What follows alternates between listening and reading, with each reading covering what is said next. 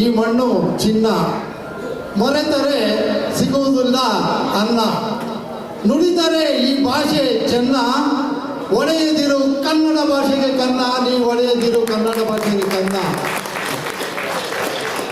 ಬೆಂಗಳೂರು ಬೆಳೀತಾ ಇದೆ, ಬೆಂಗಳೂರು ಬೆಳೀತಾ ಇದೆ, ಕನ್ನಡ ಕಳೆದೋಗ್ತಾ ಇದೆ. ಕನ್ನಡ ಆಗುವ ಮುಂಚೆ ಕಣ್ಮರೆ, ಕನ್ನಡ ಆಗುವ ಮುಂಚೆ ಕಣ್ಮರೆ. ಓ ಕನ್ನಡಿಗರ ಇನ್ನಾದರೂ ಕಾಣ್ತೇನೆ, ಓ ಕನ್ನಡಿಗರ ಇನ್ನಾದರೂ ಕಾಣ್ತೇನೆ. ಗಮನಿಸಿ ನೋಡು ಭಾರತದ ಭೂಪಟ, ಅದರಲ್ಲಿ ಕರ್ನಾಟಕ ರಾಜ್ಯವೇ ಅಪ್ಪಟ. ಕೆಚ್ಚೆದೆಯ ಕನ್ನಡಿಗನ ಆರ್ಭಟ, ಮೂಲೆ ಮೂಲೆಯಲ್ಲಿ ಆರಬೇಕು ಕನ್ನಡಮ್ಮನ ಬಾವುಟ, ಸಿರಿಗನ್ನಡಮ್ಮನ ಬಾವುಟ. ಭಾರತವೆಂದರೆ ಹೈಲೈಟು, ನಡೆಯದು ಉಗ್ರರೇ ನಿಮ್ಮ ಟಾರ್ಗೆಟು. ನಮ್ಮ ಸೈನಿಕರು ಹೊಡೆದರೆ ಒಂದೊಂದು ಬುಲ್ಲೆಟು, ಉಗ್ರರೇ ಈ ಭೂಮಿಯಿಂದಲೇ ಆಗುತ್ತಿರೋ ಡಿಲೀಟು. ಭಾರತ ಮಾತೆಯ ಸೈನಿಕರಿಗೆ ನಮ್ಮ ನಿಮ್ಮೆಲ್ಲರ ಸೆಲ್ಯೂಟು. ಜಾಗೃತ ಯುವ ಭಾರತ ಸಂಸ್ಥೆಯ ವತಿಯಿಂದ ಸ್ವಾಮಿ ವಿವೇಕಾನಂದ ಜಯಂತಿಯನ್ನು ನಾವು ಆಚರಣೆ ಮಾಡ್ಕೊಂಡು ಬರ್ತಾ ಇದ್ದೀವಿ.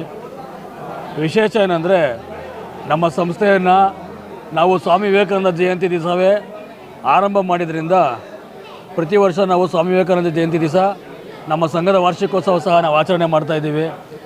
ಈ ಒಂದು ಆಚರಣೆಯಲ್ಲಿ ನಾವು ನಮ್ಮ ಕಾರ್ಯಚಟುವಟಿಕೆಗಳಿಗೆ ನಾವು ಮೆಲುಕಾಕೊಳ್ಳೋಂಥ ಒಂದು ಕೆಲಸ ಮಾಡ್ತಾಯಿದ್ದೇವೆ. ಈಗಾಗಲೇ ನಮಗೆಲ್ಲ ಗೊತ್ತು, ಆನೇಕಲ್ ನಗರದಲ್ಲಿ ನಾವು ಅರಳಿಕಟ್ಟೆಗಳಿಂದ ನಾವು ಆರಂಭ ಮಾಡಿ ವೇಣುಗೋಪಾಲ ಸ್ವಾಮಿ ದೇವಸ್ಥಾನದಲ್ಲಿ ನಾವು ಸ್ವಚ್ಛ ಕಾರ್ಯ ಮಾಡಿಕೊಂಡು, ಜೊತೆಗೆ SSLC PUC ಮಕ್ಕಳಿಗೆ ವಿಶೇಷವಾಗಿ ಅವರಿಗೆ ಒಂದು ಶಿಕ್ಷಣ ಕೊಡಲಿಕ್ಕೆ ನಾವು ಸಹಕಾರ ಮಾಡೋದ್ರ ಮುಖಾಂತರ ಆಗಿ, ಜೊತೆಗೆ ಆನೇಕಲ್ಗೆ ಒಂದು ಶಾಶ್ವತವಾದ ಒಂದು ಕೊಡುಗೆ ನಾವು ಕೊಡಬೇಕು ಅಂತ ನಿಟ್ಟಿನಲ್ಲಿ ತಮಗೆಲ್ಲ ಗೊತ್ತಿದ್ದಂಗೆ ದೇವರಕೊಂಡಪ್ಪ ವೃತ್ತದಲ್ಲಿ ಒಂದು ಅಮರ್ ಜವಾನ್ ಸೈನಿಕರ ಸ್ಮಾರಕವನ್ನು ಮಾಡೋದ್ರ ಮುಖಾಂತರ ನಾವು ಇವತ್ತು ಹಲವು ಸೇವಾ ಸಂಸ್ಥೆಗಳ ರೀತಿಯಲ್ಲಿ ನಾವು ವಿಶೇಷ ಕಾರ್ಯಗಳು ಮಾಡ್ಕೊಂಡು ಹೋಗ್ತಾ ಇದ್ದೇವೆ. ಆ ನಿಟ್ಟಿನಲ್ಲಿ ನಮ್ಮದೆಲ್ಲ ಒಂದು ಸಂಘ ಸಂಸ್ಥೆ ಅಂದರೆ ನಾವೇನು ವಿಶೇಷವಾಗಿ ಪದಾಧಿಕಾರಿಗಳ ಸಂಘ ಅಲ್ಲ. ನಮ್ಮಲ್ಲಿ ಯಾರೋ ಅಧ್ಯಕ್ಷರು ಉಪಾಧ್ಯಕ್ಷರು ಆ ಕಲ್ಪನೆ ನಮ್ಮದಿಲ್ಲ. ನಾವೆಲ್ಲ ಒಂದು ಸ್ನೇಹಿತರ ಒಂದು ಸರ್ಕಲ್ಲು, ನಮ್ಮದೇ ಆದಂಥ ಒಂದು ವಿಶ್ವಾಸ ಇರುವಂಥ ಒಂದು ತಂಡ. ನಾವೆಲ್ಲ ಸೇರಿ ಏನಾದರೂ ಒಂದು ಒಳ್ಳೆಯದು ಸಮಾಜಕ್ಕೆ ಮಾಡಬೇಕು ಅಂತ ಒಂದು ಆರಂಭ ಮಾಡಿದ್ದೀವಿ. ಆ ನಿಟ್ಟಿನಲ್ಲಿ ನಾವು ಈ ಕಾರ್ಯಗಳು ಮಾಡ್ಕೊಂಡು ಹೋಗ್ತಾ ಇದ್ದೀವಿ. ತಮಗೆಲ್ಲ ಗೊತ್ತು, ನಮ್ಮ ಲೋಗೋ ಇರೋದು ಸ್ವಾಮಿ ವಿವೇಕಾನಂದರ ಲೋಗೋ ಇಟ್ಕೊಂಡಿದ್ದೇವೆ. ಸ್ವಾಮಿ ವಿವೇಕಾನಂದರನ್ನು ನಾವು ಆದರ್ಶವಾಗಿ ಇಟ್ಕೊಂಡಿದ್ದೇವೆ. ಆ ನಿಟ್ಟಿನಲ್ಲಿ ಒಂದು ಸಮಾಜದಲ್ಲಿ ಸೇವೆ ಮಾಡ್ತಾ ಇದ್ದೇವೆ. ಈ ಒಂದು ಕಾರ್ಯಗಳಿಗೆ ನಮಗೆ ಸ್ಥಳೀಯವಾಗಿರುವಂಥ ಯುವಕರು ಹಾಗೂ ಇಲ್ಲಿರುವಂಥ ಎಲ್ಲ ಪಕ್ಷದ ಮುಖಂಡರುಗಳು ಜೊತೆಗೆ ಸೇರಿದಂತೆ ನನ್ನೆಲ್ಲ ಸ್ನೇಹಿತರು, ಆತ್ಮೀಯರು ಎಲ್ಲರೂ ನಮ್ಮ ಜೊತೆ ಇರೋದ್ರಿಂದ ಈ ಒಂದು ಕಾರ್ಯಕ್ರಮಗಳನ್ನ ನಾವು ಯಶಸ್ವಿಯಾಗಿ ಮಾಡ್ಕೊಂಡು ಹೋಗ್ತಾ ಇದ್ದೀವಿ ಅಂತ ಹೇಳ್ತಾ, ಈ ಒಂದು ಕಾರ್ಯಕ್ರಮಕ್ಕೆ ಯಾರ್ಯಾರು ಬಂದು ನಮಗೆಲ್ಲ ಸಹಕಾರ ಮಾಡಿದ್ರು ಎಲ್ಲರಿಗೂ ನಾನು ಈ ಸಂದರ್ಭದಲ್ಲಿ ಗೌರವಿಸ್ತೇವೆ. ಹಾಗೆ ಪ್ರತಿ ವರ್ಷ ನಾವು ಸ್ವಾಮಿ ವಿವೇಕಾನಂದ ಜಯಂತಿ ಅಂದು ಒಂದು ಪ್ರಶಸ್ತಿಯನ್ನು ಕೊಡ್ತೇವೆ. ಯುವಕರನ್ನ, ವಿಶೇಷವಾಗಿ ಯುವಕರು ಏನಾದರೂ ಒಂದು ವಿಶೇಷ ಸಾಧನೆ ಮಾಡಿರೋಂಥವನ್ನ ಗುರುತಿಸ್ತೀವಿ. ಈ ಬಾರಿ ಒಬ್ಬ ಹುಡುಗ ಆನೇಕಲ್ SB ಶಾಲೆಯಲ್ಲಿ ಫಸ್ಟ್ PUC ಓದ್ತಿದ್ದಾನೆ.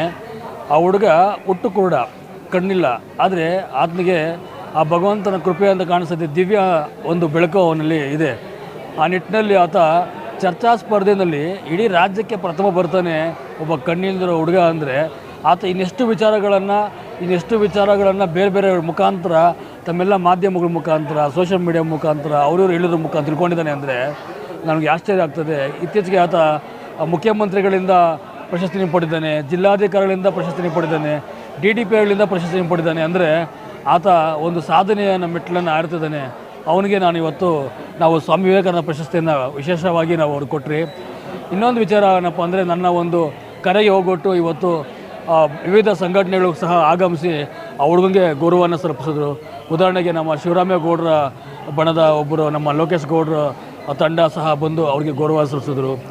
ನಮ್ಮ ಪೀಸ್ ಆಟೋ ಸಂಘದವ್ರು ಬಂದು ಗೌರವಿಸಿದ್ರು. ಹಾಗೆ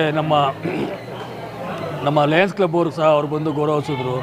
ನಮ್ಮ ವಿಷ್ಣು ಸೇನಾ ಸಮಿತಿಯವರು ಬಂದು ಗೌರವಿಸಿದ್ರು. ಎಲ್ಲರೂ ಈ ರೀತಿ ಗೌರವಿಸಿದ್ರು. ನಮ್ಮ BJSSನ ಡಿ ವೆಂಕಟೇಶ್ವರನು ಸಹ ಅವರಿಗೆ ನಗದು ರೂಪದಲ್ಲಿ ಗೌರವಿಸಿದ್ರು. ನಾವು ಸ್ವಲ್ಪ ನಾವು ಸಹ ಒಂದು ನಗದು ಸಹ ಸ್ವಲ್ಪ ನೀಡೋದ್ರ ಮುಖಾಂತರ ಆ ಹುಡುಗನ ಮುಂದಿನ ದಿನಗಳಲ್ಲಿ ದತ್ತು ತಗೊಳ್ಬೇಕು ಅನ್ನೋ ಒಂದು ಕಲ್ಪನೆ ಸಹ ನಾನು ಮನಸ್ಸಿನಲ್ಲಿದೆ. ಅದನ್ನ ನಾವು ಸಾಕಾರಗೊಳಿಸ್ತೀವಿ ಅಂತ ಹೇಳ್ತಾ ತಮ್ಮೆಲ್ಲರಿಗೂ ಸಹಕಾರ ಕೊಡೋದಕ್ಕೆ ಧನ್ಯವಾದಗಳು ಈ ಸಂದರ್ಭ ಹೇಳ್ತೀನಿ. Thank you. ನಮ್ಮ ಜಾಗೃತ ಯುವ ಭಾರತ ಸಂಘಟನೆಯ ವಾರ್ಷಿಕೋತ್ಸವ ಹಾಗೂ ಸ್ವಾಮಿ ವಿವೇಕಾನಂದ ಜಯಂತಿಯನ್ನು ನಾವು ಹಮ್ಮಿಕೊಂಡು ಬಂದಿದ್ದೇವೆ. ಈ ವರ್ಷ ಸ್ವಾಮಿ ವಿವೇಕಾನಂದರ 163ನೇ ಜಯಂತ್ಯೋತ್ಸವ ಹಾಗೂ ನಮ್ಮ ಜಾಗೃತ ಯುವ ಭಾರತ ಸಂಘಕ್ಕೆ 10 ವರ್ಷಗಳ ತುಂಬಿದ ಸಂಭ್ರಮ. ಈ ಒಂದು ಕಾರ್ಯಕ್ರಮದಲ್ಲಿ ಈ ಕಾರ್ಯಕ್ರಮ ಭಾಳ ಅದ್ದೂರಿಯಾಗಿ ಬಂತು. ಸೊ ಈ ಒಂದು ಕಾರ್ಯಕ್ರಮಕ್ಕೆ ವಿಶೇಷ ಏನಪ್ಪ ಅಂತಂದರೆ 2 ವಿಶೇಷ ಇದೆ. ಒಂದು GMR ಪ್ರಶಸ್ತಿಯನ್ನು ಸಾಧಕರಿಗೆ ಕೊಡಬೇಕು ಅನ್ನೋ ಒಂದು ವಿಚಾರ. ಇನ್ನೊಂದೇನಪ್ಪ ಅಂತಂದರೆ ನಮ್ಮ ಸ್ಥಳೀಯ ASP ಕಾಲೇಜಿನ ಅಂಗವಿಕಲ ವಿದ್ಯಾರ್ಥಿ ಅಂದರೆ ಹುಟ್ಟು ಕುರುಡು ಆದರೂ ಸಹ ಹುಡುಗ ದೀಪಕ್ ಅನ್ನೋ ಹುಡುಗ, ASP ಕಾಲೇಜಿನ ವಿದ್ಯಾರ್ಥಿ ದೀಪಕ್ ಅನ್ನೋ ಹುಡುಗ ರಾಜ್ಯ ಮಟ್ಟದಲ್ಲಿ ಚರ್ಚಾ ಸ್ಪರ್ಧೆಯಲ್ಲಿ ಪ್ರಥಮ ಸ್ಥಾನವನ್ನು ಗಳಿಸಿ ಒಂದು ಸಾಧನೆಯನ್ನು ಮಾಡಿದ್ದಾನೆ. ಸೊ ಆ ಒಂದು ಸಾಧನೆಯನ್ನು ಗುರುತಿಸಿ ಎಲ್ಲ ಸಂಘ ಸಂಸ್ಥೆಗಳು, ಆನೇಕಲ್ನ ಎಲ್ಲ ಸಂಘ ಸಂಸ್ಥೆಗಳು ಅವ್ರಿಗೆ ಒಂದು ಪುರಸ್ಕಾರವನ್ನು ಮಾಡುವ ಮುಖಾಂತರ ಅವ್ರಿಗೆ ಗೌರವವನ್ನು ಸಲ್ಲಿಸಿದರು. ಹಾಗೆ GMR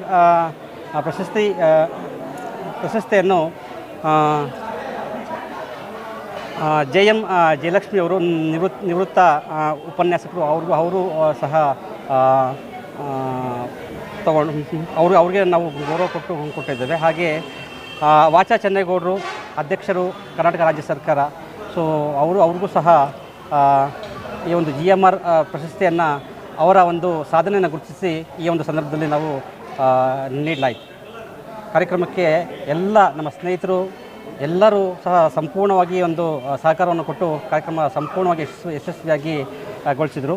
ಸೊ ಈ ಸಂದರ್ಭದಲ್ಲಿ ಎಲ್ಲರಿಗೂ ನನ್ನ ಹೃದಯಪೂರ್ವಕ ಧನ್ಯವಾದಗಳನ್ನು ನಾನು ತಿಳಿಸ್ತೇನೆ. ಹಾಗೂ ನಮ್ಮ ವರ್ಷದ ಮೊದಲನೇ ಹಬ್ಬ ಸಂಕ್ರಾಂತಿ ಹಬ್ಬದ ಶುಭಾಶಯಗಳನ್ನು ಈ ಒಂದು ಸಂದರ್ಭದಲ್ಲಿ ಕನ್ನಡ ಸಾಹಿತ್ಯ ಪರಿಷತ್ ಹಾಗೂ ನಮ್ಮ ಜಾಗೃತ ಯುವ ಭಾರತ ಸಂಘದ ವತಿಯಿಂದ ಎಲ್ಲ ನಾಡಿನ ಜನತೆಗೆ ನಾನು ಈ ಒಂದು ಸಂದರ್ಭದಲ್ಲಿ ಕೋರ್ತಾ ಇದ್ದೇನೆ. ನಾಡಿನ ಸಮಸ್ತ ಜನತೆಗೆ ಸಂಕ್ರಾಂತಿ ಹಬ್ಬದ ಶುಭಾಶಯಗಳು ಹಾಗೂ ಸ್ವಾಮಿ ವಿವೇಕಾನಂದ ಜಯಂತಿಯ 163ನೇ ವರ್ಷದ ಶುಭಾಶಯಗಳು ತಿಳಿಸ್ತಾ ಇದ್ದೀನಿ. ಸ್ವಾಮಿ ವಿವೇಕಾನಂದ ಅವರ 163ನೇ ಜಯೋತ್ಸವ ಹಾಗೂ ಜಾಗೃತಿ ಯುವ ಭಾರತ ಸಂಸ್ಥೆಯ 10ನೇ ವಾರ್ಷಿಕೋತ್ಸವ ನಡೀಲಾಯಿತು ಇವತ್ತು. ಹಾಗೆ ನಮ್ಮ ಕೋಲಾಟ ತಂಡದವರು ಆದೂರ್ ಪ್ರಕಾಶ್ ಸರ್ ಅವರು ಕರೆದಿದ್ದಾರೆ. ರೇಖಾ ರೆಡ್ಡಿ ಮೇಡಮ್ ಅವರು ಇವತ್ತು ಕೋಲಾಟ ತಂಡದ 200 ಹೆಣ್ಮಕ್ಳನ್ನ ಇಟ್ಕೊಂಡು ಈ ಹಳ್ಳಿ ಸೊಗಡು ಅನ್ನೋ ಜಾನಪದ ಗೀತೆಗಳನ್ನೆಲ್ಲನೂ ಮೂಡಿಸ್ತಾ ಆನೇಕಲ್ ತಾಲೂಕಲ್ಲಿ ಮುಂದೆ ಬರ್ತಾ ಇದ್ದಾರೆ.